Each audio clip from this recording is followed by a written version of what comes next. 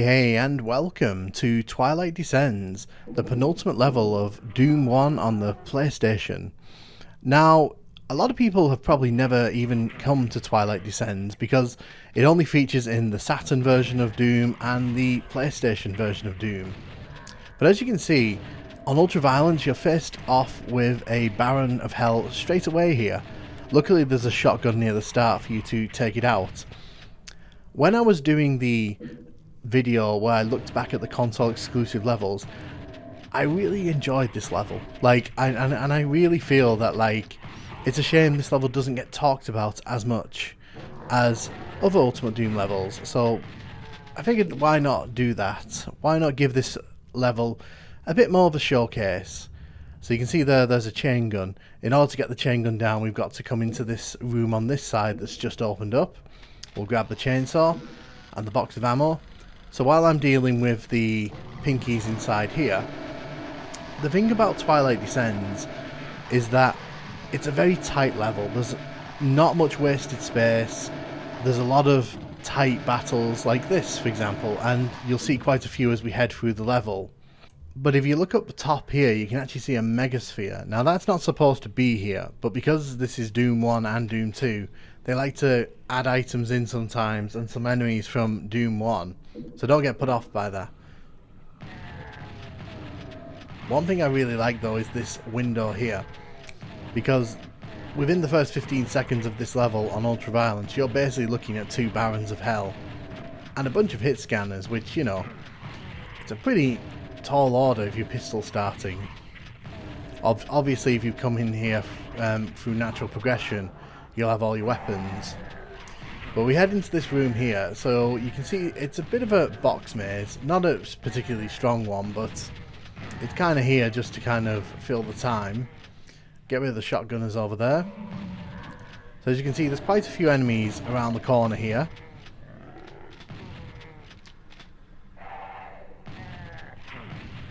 We're going to take out the enemies here.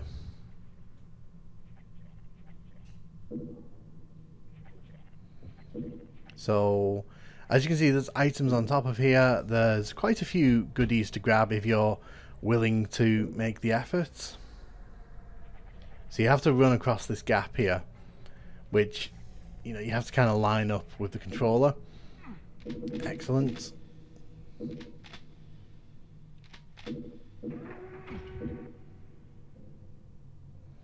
So we've got the blue key here.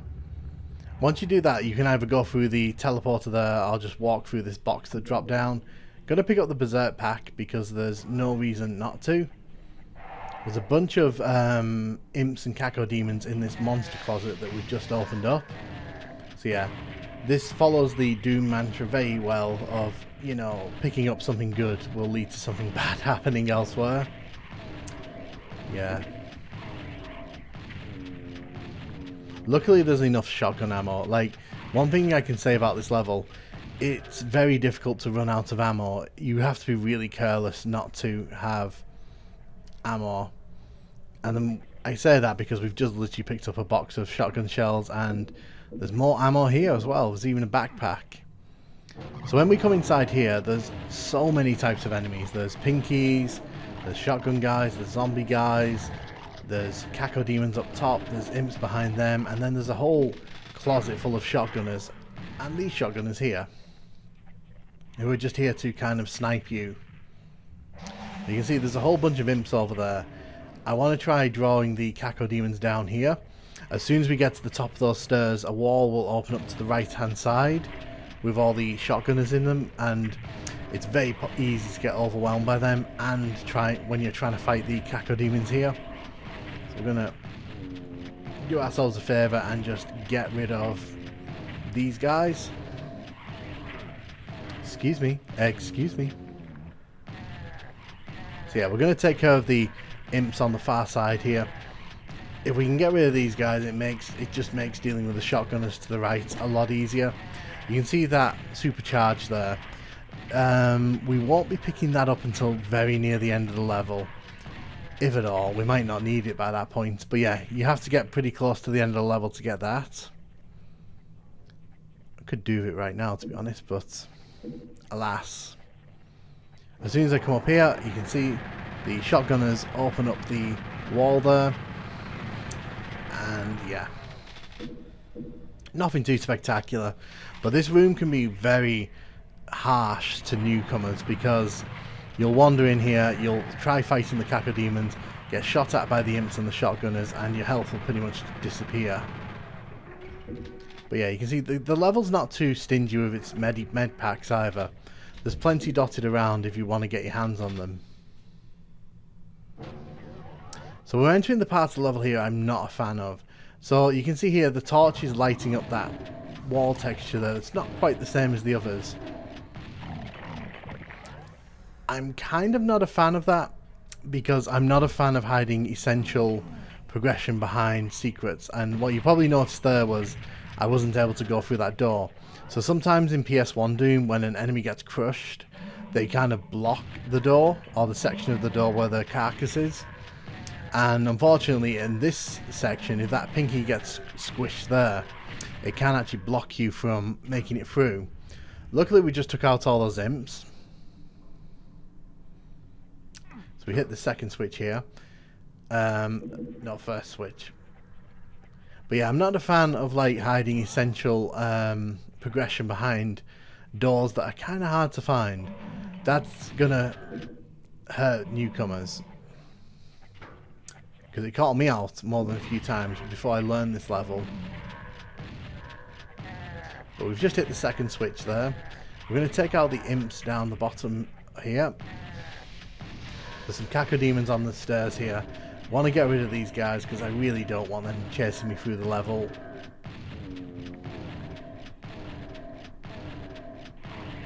But one thing I really like about this level is that there's a natural progression to everything. So you reach this room and you realise that like you've got to find a way up there. So there's all the switches are kind of around this area. So it's not like you're running around the level trying to find, you know, all the switches, because I think that would be way too much. But there's a natural progression because now we're kind of done with this area.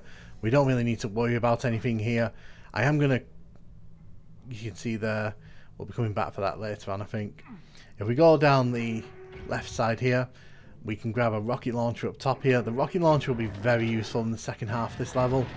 We could have grabbed this a lot earlier, but to be honest I didn't see the point. So once we run in here, there's going to be a Baron of Hell. You can see a blue armor there, which is very nice. We want to get our hands on that. Yes please, Mr. Baron.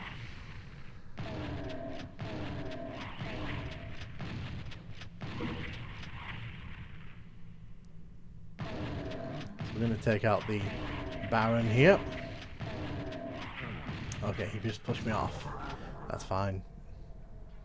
As mentioned, this level really isn't that stingy with med packs, so even though some of these battles can be a bit mean, there's plenty of health for you to grab.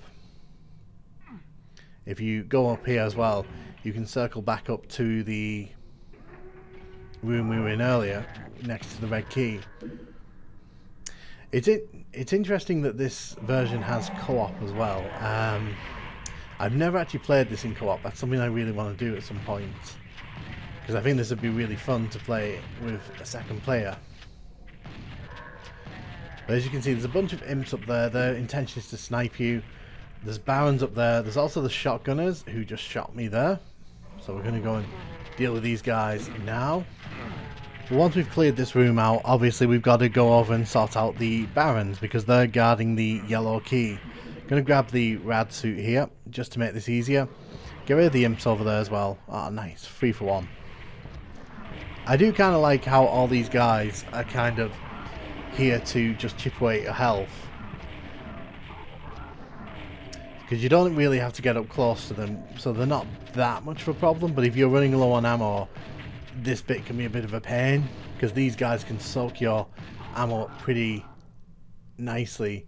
That's why I recommend grabbing the rocket launcher before you head here, because the game does load you up on rockets at this point, which we're going to make good use of. So you can see more rockets here. Try not to fall down. As soon as we hit this yellow switch here, the door here is going to open up. We're just going to launch rockets into here like crazy because there's a bunch of enemies in here. They can all come out here if you're not careful. So to the right here, there's actually a secret compartment with a cell ammo in here. But the big headline act in here is the plasma rifle and the secret exit. Yes, this level actually does have a secret exit. And it takes you off to the marshes, which is a really fun level in its own right. But there's the plasma rifle. Never going to say no to the plasma rifle, are we? So the main thing here is just to get rid of this Baron. The lighting here makes this battle a bit more intense than I think it would be otherwise. But yeah, if you hit this candle at the back, then behind where the plasma is, I'll go back and do that again because I don't think I was going to get there in time. Then you can actually get to the marshes, which is up there. It also means you don't have to do the really mean back end of this level. Because as we turn the corner here, a bunch of enemies are going to start spawning around us, as you can see. So I'm going to run back here. We're going to grab the invulnerability. I always recommend waiting until about this point to use it, because there's no real reason to use it against the Barons, because they don't really pose much of a threat. You can see a bunch of enemies have started spawning in here. And again, loading me up with rockets again. This is really useful because we're going to enter a really nasty room in a second. But first things first, let's get rid of the imps up there. So there's 2 Barons here and 2 Cacodemons. Again, you'll notice that this level really likes to dump in the Barons. It really has a thing for Barons, this one. So obviously, massive monster closet there with shotgunners. Just got to make sure you don't accidentally get pinned in between the Cacodemons and shotgunners there. But you can see this is well thought out. There's a lot of traps on this level. There's a lot of traps that if you're not really careful about, you'll just lose a ton of health. So this room is not a trap, but it is quite nasty. So by this point, if you've not brought a lot of ammo with you, you've got to take out these 3 Barons in the middle to get to the switch, and you've got to deal with these pinkies that will slowly make their way around here. There is a nightmare pinky on the other side that causes some trouble if you try going into the middle to shoot down the middle. Then those pinkies on the far side will just come and charge you. So my advice is just to stay on this side and just shoot through the gate at them.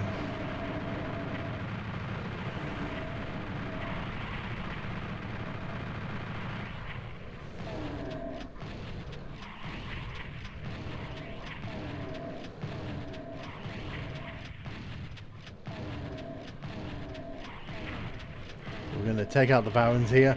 There's not much else to really say. I just need to make sure I don't get hit by too many other shots.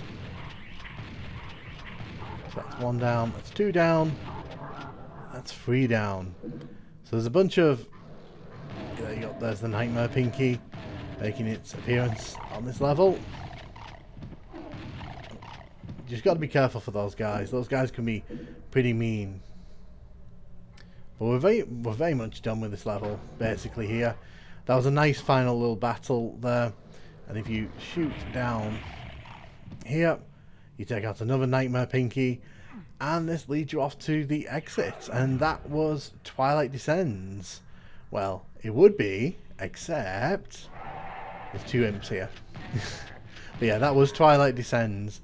If you want to ever play this, you need to play the PS1 version of this game or Sega Saturn version.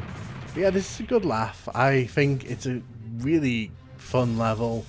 It can be quite challenging if you don't know your way around, but there's a lot of ammo, a lot of med packs, and if you get the chance, you should definitely give this one a roll.